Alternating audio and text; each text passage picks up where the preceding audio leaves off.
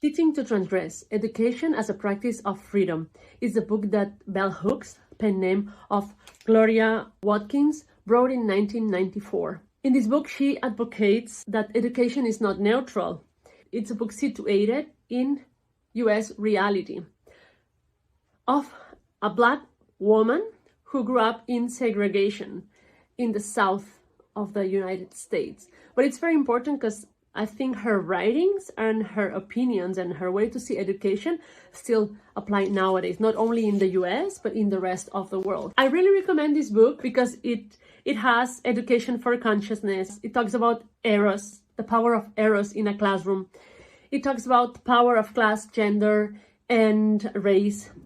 It talks about assuming responsibilities as a teacher and as a student. It talks about the authority of experience, how it can equal theory.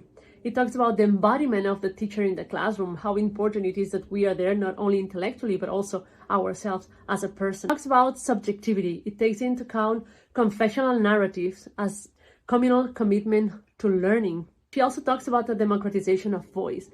She talks about a lot of topics around education in the wider sense of education. For example, when it comes to critical thinking, she writes, "To me, critical thinking was the primary element of allowing the possibility of change.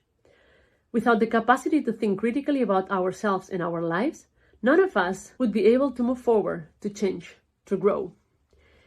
Bell Hooks, a reference, author, thinker, teacher, lecturer. Read her books.